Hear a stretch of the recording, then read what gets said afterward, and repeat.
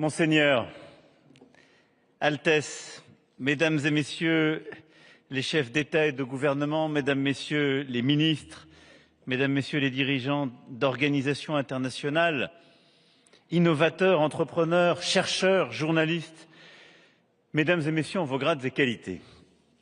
Monseigneur, merci de nous permettre de conclure ce forum qui se tient depuis plusieurs jours, ici même, avant que nous n'entrions dans la conférence des Nations Unies pour les océans qui va nous réunir pour la 3e fois, après Lisbonne et New York, et qui va permettre en effet de mobiliser la planète sur ces sujets. Je suis très fier, avec mon ami le président de la République du Costa Rica, que nous venons d'entendre, d'avoir la co-responsabilité qui a été confiée par le secrétaire général des Nations Unies d'organiser cette suite. Au fond, nous nous retrouvons aujourd'hui dans un moment extrêmement important et vos travaux ont montré la mobilisation, en effet, de la communauté internationale scientifique, économique, financière autour de ces sujets. Alors, je ne vais pas ici déflorer ce que nous dirons à Nice, y entrer en trop de détails ou répéter sur ce que j'aurai à dire demain ou après-demain. Mais je voudrais, en droite ligne avec ce qui vient d'être dit, revenir sur quelques enjeux. D'abord, soyons clairs, ceci n'est pas une opinion et nous n'avons pas le choix. Je m'explique. Ça fait quelques mois, de manière plus prégnante, mais ça fait quelques années qu'on entend dire qu'au fond, le changement climatique, la menace sur la biodiversité, la question des océans, tout ça, ce serait une affaire d'opinion. En fait, on pourrait s'en passer. D'ailleurs, on n'en est pas tout à fait sûr. Et d'ailleurs, je constate même que certains coupent les financements pour poursuivre la recherche en la matière. Je vais vous dire non, on n'a pas le droit de faire ça. Parce que ça n'est pas une opinion, mais c'est scientifiquement établi. Parce que nous avons tous besoin de connaître et de comprendre le monde, l'univers dans lequel nous vivons, et on a besoin de comprendre comment évolue notre planète, notre climat, nos océans, nos forêts, notre température, notre biodiversité. Et donc, c'est un devoir politique, éthique, scientifique de continuer à financer une science libre et ouverte et qui coopère, de continuer à comprendre, à chercher et à baser nos décisions sur cette science libre.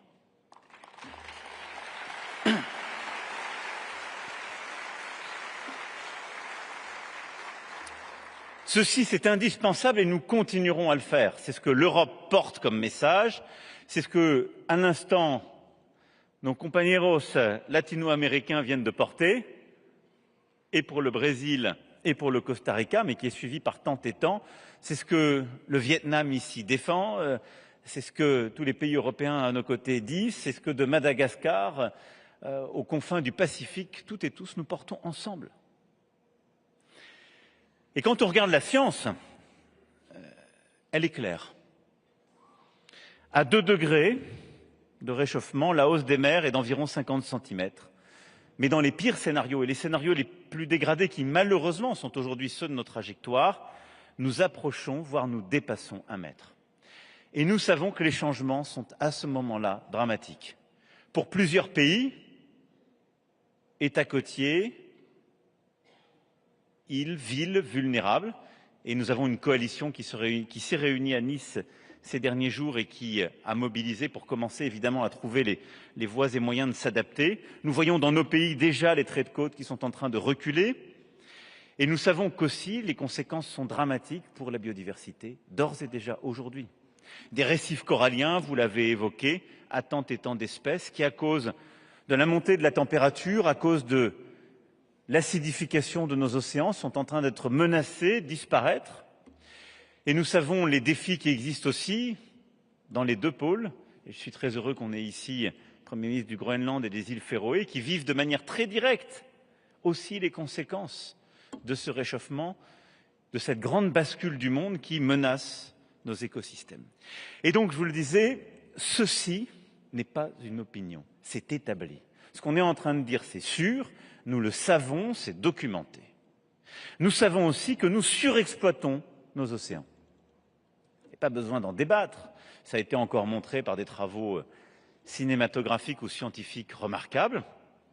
Nous les surexploitons. Pourquoi? Parce qu'il y a encore des comportements de pêche surintensive qui sont là, mais surtout il y a une pêche illégale, non réglementée, non documentée. Et on estime qu'un poisson sur 5 qui est pêché dans notre planète, c'est cette pêche-là. Et donc au fond, on a besoin maintenant d'agir parce que nous en dépendons. Notre planète dépend de nos océans.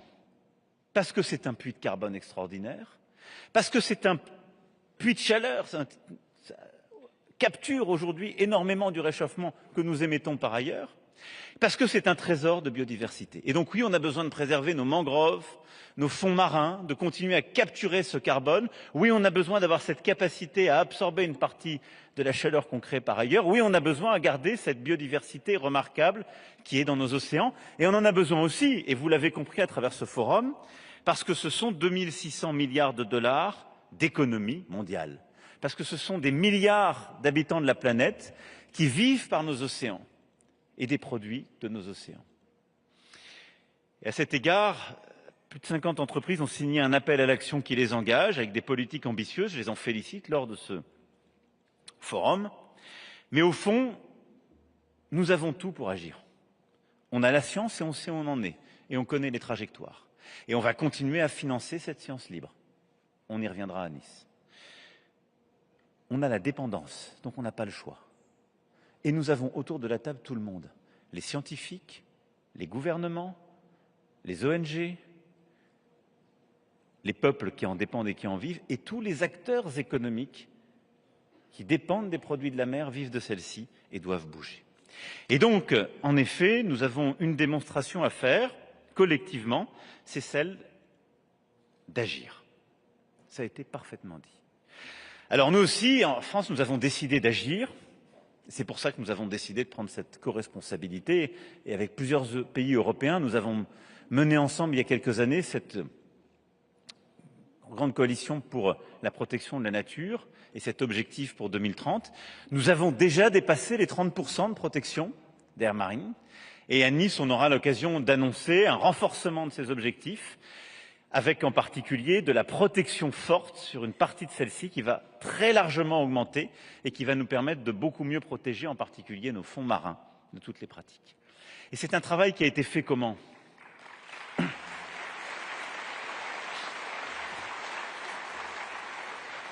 Mais c'est un travail qui a été fait par nos scientifiques, nos ministres et nos élus, nos pêcheurs et tous les acteurs mis autour de la table qui décident d'aller ensemble et d'avancer. Et rien n'est simple. Mais je le dis très clairement, on n'arrivera pas à leur demander ces efforts collectivement si quand on se retourne à côté, on a les copains qui ne font rien. Et c'est pour ça qu'il a totalement raison. Parce qu'on ne peut pas à quelques-uns sauver la planète. Et la France, pourtant, a la deuxième zone exclusive économique. Ce qui fait de nous la deuxième puissance maritime du monde grâce à nos territoires ultramarins.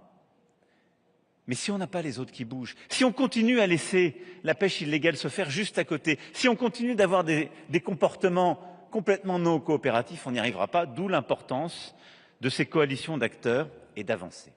Et donc oui, on fera des annonces très fortes en la matière, et je veux remercier en particulier nos amis de Polynésie française qui ont pris, ils les ont officialisés il n'y a même pas 2 jours, des décisions historiques de protection, et parce qu'il faut avoir aussi l'humilité de se dire que tout ce qu'on est en train de dire, nos pêcheurs, nos peuples autochtones l'avaient compris bien avant nous.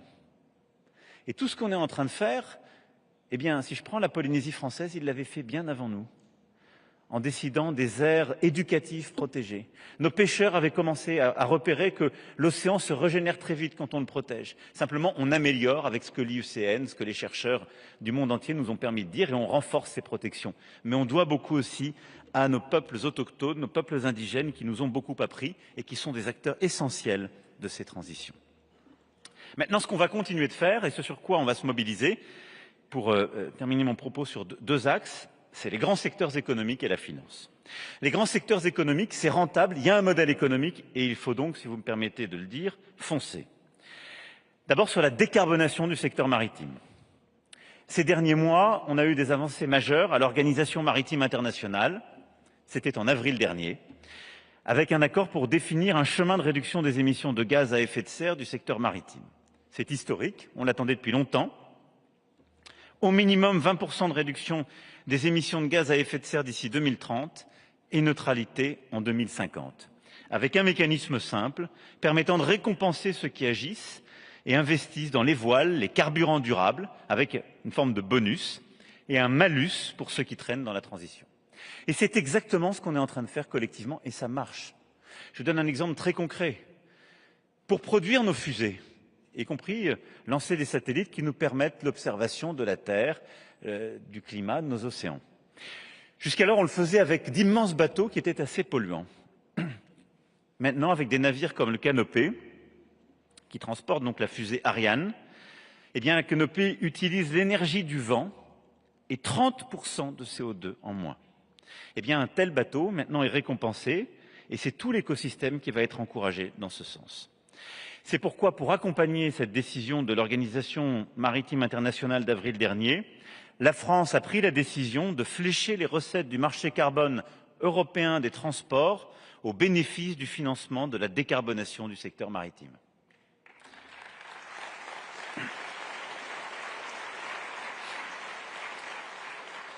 À côté de ça, nous avons mis en place un fonds de décarbonation de notre flotte qui a été initié et poussé grâce à l'investissement de CMA-CGM et qui permet d'accompagner pour nos pêcheurs la décarbonation de leur flotte et leur transformation.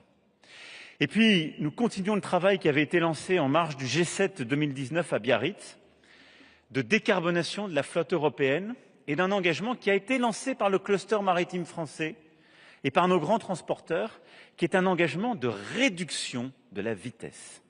Et j'insiste sur ce point pour tous les grands transporteurs, à chaque fois qu'on arrivera à engager sur toutes les routes du monde les grands transporteurs à réduire leur vitesse, on réduira d'autant les émissions. Et donc ne lâchons pas cet objectif de réduction de la vitesse, il est clé.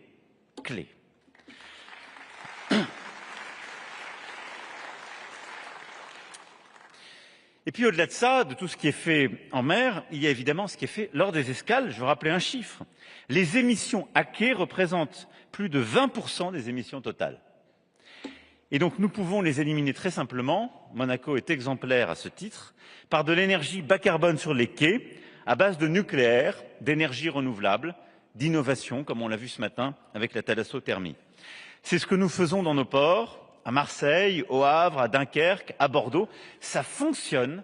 Et donc la décarbonation de nos ports, leur électrification avec un mix électrique décarboné, c'est essentiel pour réduire les émissions et décarboner le transport maritime également.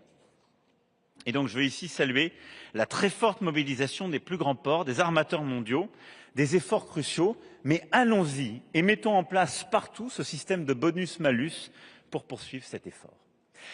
Au-delà du transport mondial, il y a bien entendu le tourisme, avec les pollutions qui accompagnent cette activité. La pollution plastique, l'atteinte à la biodiversité. Et à cet égard, je veux ici vraiment dire mon soutien et mes félicitations à la coalition Ocean Tourism Pact que vous avez créée ici, lors du BEF, et qui contribuera à répondre à ce défi majeur qu'est le développement du tourisme durable. Là aussi, mettons en place et développons les labels, encourageons à développer un tourisme qui respecte la biodiversité, qui régule les activités qui sont prédatrices ou qui détruisent ou menacent notre biodiversité. Et accompagnons nos territoires insulaires, ultramarins les plus vulnérables sur ce chemin. La France, qui est la première destination touristique mondiale, a aussi cette volonté d'aller vers un tourisme durable et également, nous favorisons les bons comportements. MSC Croisières a annoncé à Choose France, il y a quelques semaines, la commande de 2 nouveaux navires qui seront construits sur les chantiers de l'Atlantique à Saint-Nazaire. Eh bien, ces bateaux de croisière sont l'illustration d'un tourisme durable.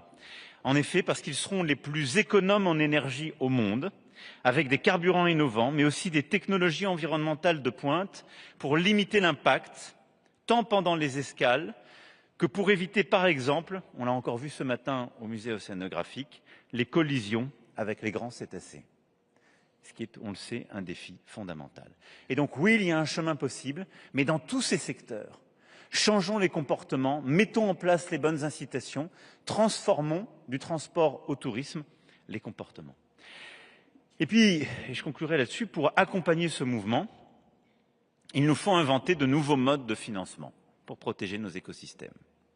Et je veux ici féliciter le Blue Economy and Finance Forum d'avoir repositionné l'océan comme espace d'opportunités économiques. À ce titre, c'est ce que nous sommes en train de faire avec l'Agence française de développement qui a mis près d'1 milliard d'euros en 2024 au bénéfice des peuples et de la planète sur la question de l'économie bleue durable. Et je me félicite que dans le cadre de l'Association des banques de développement du monde entier, Finance in Common, l'AFD, avec ses collègues, ait aussi dès 2023 lancé une grande coalition en faveur de l'économie bleue. Cette coalition a permis l'adoption d'une déclaration ambitieuse au BEF, notamment celui d'engager plus de 5 milliards de dollars par an pour les océans. Cet engagement, c'est un jalon essentiel pour réaliser l'ODD numéro 14 et avoir des résultats concrets là aussi, et donc bravo à vous. On a aussi certains mécanismes qui ont prouvé leur efficacité pour préserver nos écosystèmes, le label bas carbone par exemple. Et je voudrais également insister sur un point quand on parle justement de mode de financement vertueux. C'est ce que nous avons en commun avec le Royaume-Uni, Votre Altesse, lancé, et Sa Majesté le Roi Charles a beaucoup fait en la matière. En 2023, le Royaume-Uni et la France ont lancé un ambitieux travail sur les crédits biodiversité. Et les travaux du panel piloté par Sylvie Goulard et Dame Amélia Fossette ont permis la mise en place d'une méthodologie très importante qui a été présentée l'année dernière et que nous continuons de suivre, mais surtout maintenant, et j'insiste, des projets pilotes qui montrent que cela marche, notamment pour la préservation d'écosystèmes aquatiques, des herbiers sous-marins au Kenya ou en Australie, des coraux aux Philippines ou encore des mangroves aux Émirats arabes unis. Et ces projets, je l'espère, serviront de fondation sur ces questions de financement de projets de restauration et de protection de nos océans, de la nature et de la biodiversité. Au fond, nous avons mis sur la biodiversité une méthode qui est, je crois d'ailleurs encore maintenant, parce que vous avez été toutes deux extrêmement rigoureuses, plus forte, plus rigoureuse, avec une bonne méthode qui est de partir des projets pilotes, pour essayer de reprendre la même approche que nous avions eue sur les crédits carbone, mais qui, il faut bien le dire, a parfois été un peu divertie de ses ambitions premières. Parce qu'on s'en est parfois joué, parce qu'on en a mis à toutes les couleurs, et parce qu'on a mis des crédits carbone qui étaient des vrais à côté de crédits carbone qui étaient des faux. Et il faut rester extrêmement rigoureux dans la méthode pour ne pas perdre la confiance des opérateurs. Eh bien, en matière de biodiversité, c'est ce que nous sommes en train de récupérer aussi en matière de carbone. Cette méthodologie, c'est celle qui va permettre de donner des vraies incitations de marché à des projets qui sont essentiels pour la préservation de notre biodiversité et de nos climats. Et je suis très heureux aujourd'hui que ces travaux se poursuivent, se pérennisent, pour pouvoir continuer d'accompagner le développement de ces instruments et attirer le secteur économique vers ces objectifs. Et je n'oublie pas à cet égard les grands philanthropes qui s'engagent. 10 milliards de dollars sont déjà sur la table d'ici 2030 grâce au BEF. Cette première mobilisation est déjà une bonne nouvelle, mais nous devons aller plus loin. Et je veux remercier ici les financeurs, les philanthropes, les grandes fondations présentes qui sont déjà dans cette initiative. Et je les invite à rejoindre cette initiative que nous avons portée également. Et nous mobiliserons en octobre prochain à nouveau les grands fonds souverains, les asset managers, mais aussi les fondations et les philanthropes dans cette même direction. Voilà, mesdames et messieurs, les quelques convictions que je voulais porter. Nous avons le devoir de nous mobiliser parce que la science est claire et que les faits sont là. Il n'y a aucune fatalité. Et donc, à quelques gouvernements, nous allons, dans les prochains jours, porter des décisions déjà fortes, mobiliser la communauté internationale, mais il est essentiel de mobiliser les secteurs financiers et économiques du monde entier. Il y a la possibilité d'avoir une pêche durable. Il y a la possibilité d'avoir un transport maritime durable. Il y a la possibilité d'avoir un tourisme durable. Il y a la possibilité d'avoir un modèle économique pour notre planète et nos océans qui soit soutenable. C'est une question de choix, de responsabilité et de mobilisation collective. C'est ce que nous avons commencé de faire. Ce forum, Monseigneur, est une étape essentiel et je vous en remercie. Je vous donne rendez-vous dans quelques heures à Nice, mais nous ne lâcherons rien à ce combat. Vive nos océans et merci infiniment pour votre mobilisation.